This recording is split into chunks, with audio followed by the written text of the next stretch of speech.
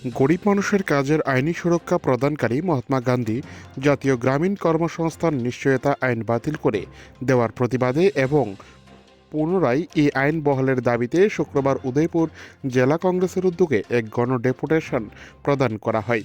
গোমতী জেলার জেলাশাসক অনুপস্থিত থাকায় তার পরিবর্তে অতিরিক্ত জেলাশাসক সুভাষ আচার্যের নিকট এই গণডেপুটেশন দেওয়া হয়।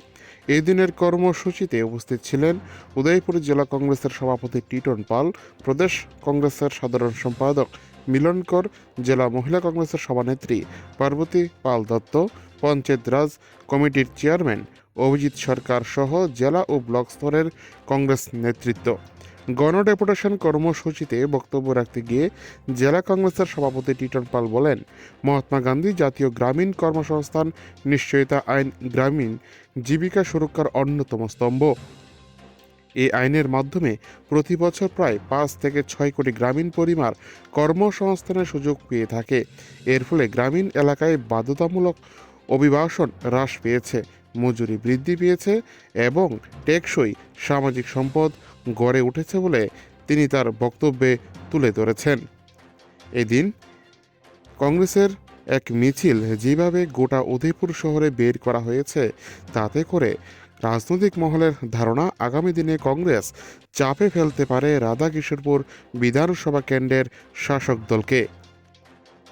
উদয়পুর থেকে নিজস্ব প্রতিনিধির রিপোর্ট, টিভি 100 বাংলা।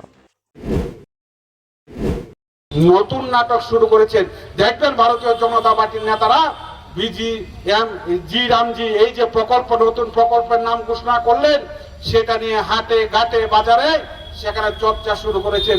125 দিনের কাজের নাকি ব্যবস্থা করা হবে।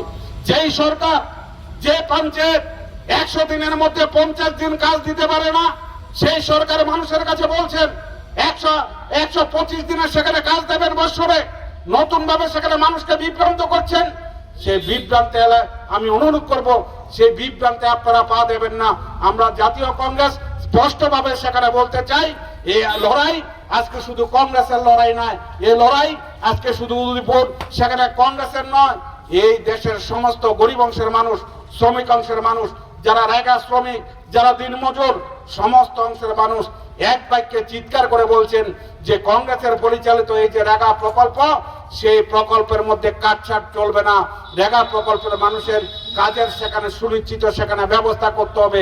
রেগা প্রকল্পের শ্রমিকের সেখানে যে দ্রব্যমূল্য বৃদ্ধি, সেই বৃদ্ধির বাজারে রেগা প্রকল্পের শ্রমিকের মজুরি সেখানে বৃদ্ধি করতে হবে। এই নিয়ে আমরা আমাদের জেলা কংগ্রেসের তরফ থেকে গোমতী জেলা শাসকের কাছে সেখানে বক্তব্য রেখেছি।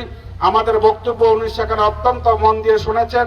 উনি আমাদের বক্তব্য শুনে সেখানে সমর্থন জানিয়েছেন এবং উনি বলেছেন উনি ওনার ঊর্ধ্বতন কর্তৃপক্ষের কাছে আমাদের সেখানে বক্তব্য তুলে ধরবেন।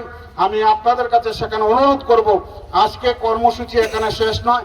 আগামী দিন এই প্রকল্পকে বাঁচানোর স্বার্থে ত্রিপুরা প্রদেশ কংগ্রেস আরো সেখানে ঐতিহাসিক সেখানে আন্দোলন সেখানে ঘোষণা করবে। সে ঐতিহাসিক আন্দোলনে আপনারা সবাই সেখানে সামিল হবেন, এই কথা বলে